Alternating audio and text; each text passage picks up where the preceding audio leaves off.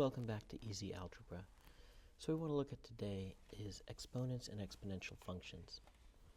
So first of all, an exponent is something where we repeat multiplication. So if you had something like 2 to the power of 5, that means 2 times itself 5 times. So this is something that we can use for times we have repeated multiplication to make it much quicker and easier to visualize. Exponents are also common on variables, like x to the third power would mean x times x times x. So now that we understand what an exponent means, we want to look at why it matters. There are some rules for exponents that allow them to be used to be much quicker and easier to work with. So for example, if I gave you a simple problem and asked you to simplify it, like x cubed over x to the fifth, you could write that out and then cancel, which would give us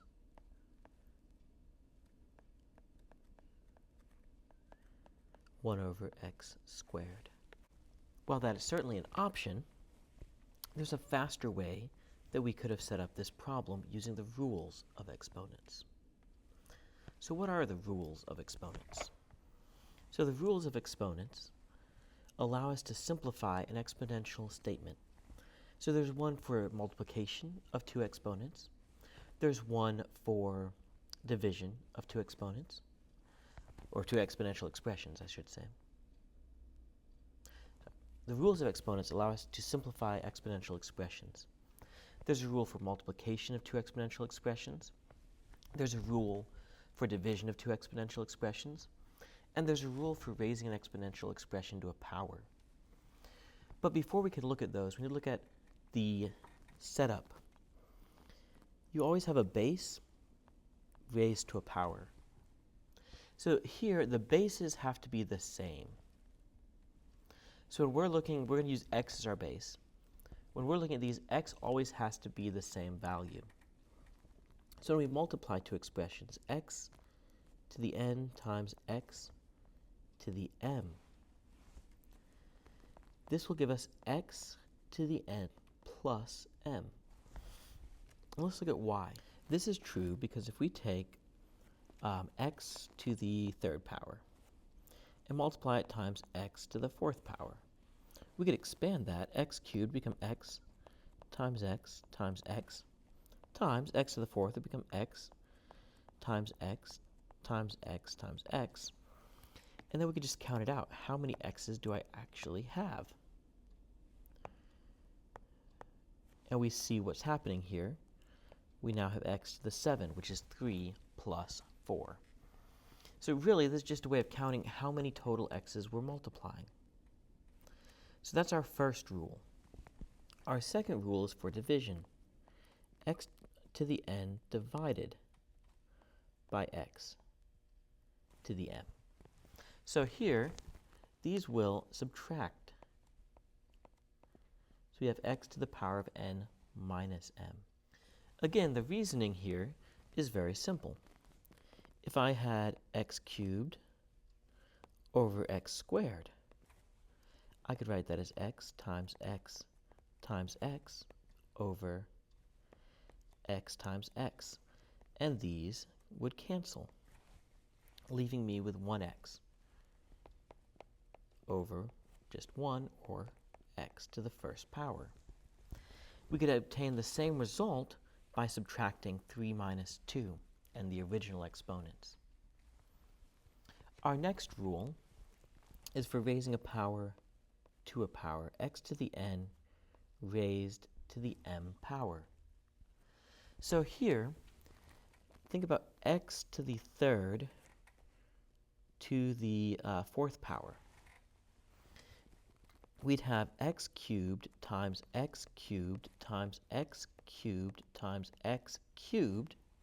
If we expanded that, we'd have 3x's here for x cubed, another 3x's for the next x cubed, another 3 for the next x cubed, and another 3 for the next x cubed. And you'd have a total of 12 x's, or x to the 12.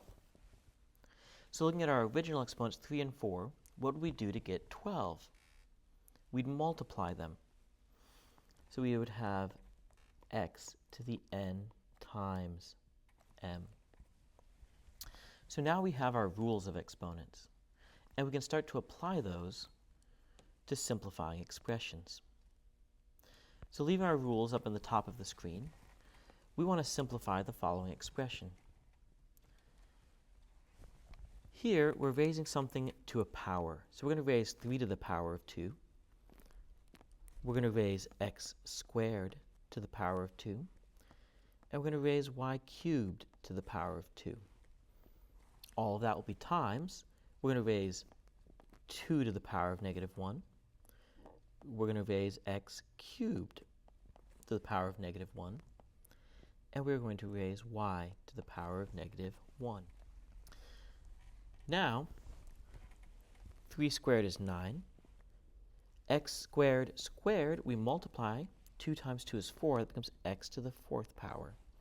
Y cubed squared becomes y to the 6th power, because again, we're multiplying.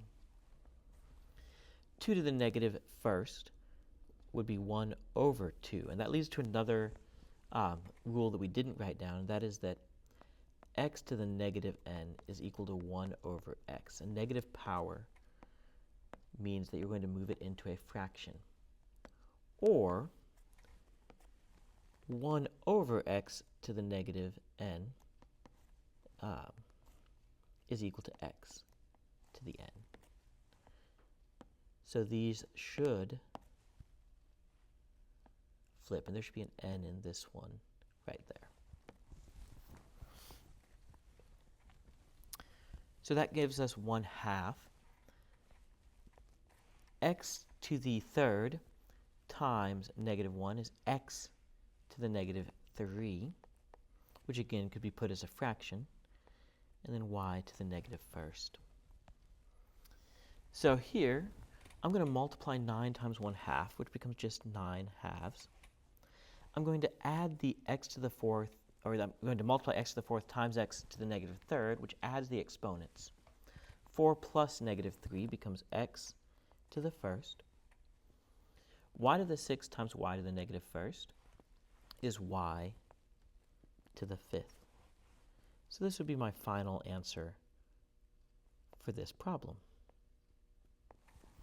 So following our rules of exponents that we just looked at, this problem breaks down to something much more comfortable.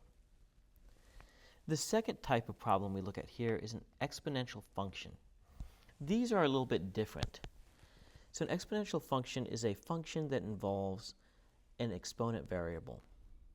So we often look at these as f of x equals a b to the x. Here, a and b are just some values, some numbers. X is, of course, our unknown. So these functions grow very large over time, something like this. They take that general shape to them. Populations often grow this way, so this is a common example. If a population grows according to the equation, p equals 200 times 1.05 to the power of t, where t is the number of years, find the population after 10 years. We just plug in our value. But what's important here is to think about the concept that this represents. So this is easily enough worked out, especially if you're allowed to use a calculator. And we're going to do two things. First, we're going to walk through that calculation. 200 times 1.05 to the power of 10. So we would get 325.7789254. And we said that this is the population. So whatever population this is going to be 300, and I'm going to round it to 26. Now, it doesn't tell us in this problem what the population is. This might be like a wild population of animals that are endangered, which is a very small population. Or it might be the population of a city in hundred thousands. We don't know. We'd have to get more context from the problem to know for sure. There's another way we can look at this problem, though, and that is looking at the graph. So here we can put in our equation, 200 times 1.05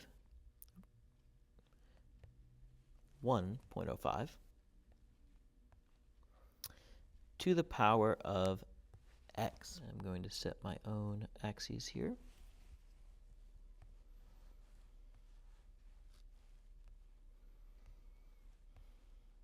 So we'll set it with a minimum x value of 0 since it's in years and a maximum of 25. The y values we will auto-calculate for that.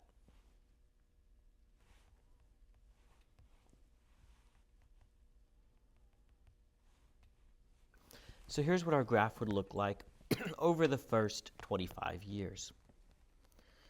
So early on, the graph is fairly low. So at 1 year, we're at 211. A little past 2 years, we're at 222. But as you get further out, the graph increases, and it gets steeper and steeper as we go further out.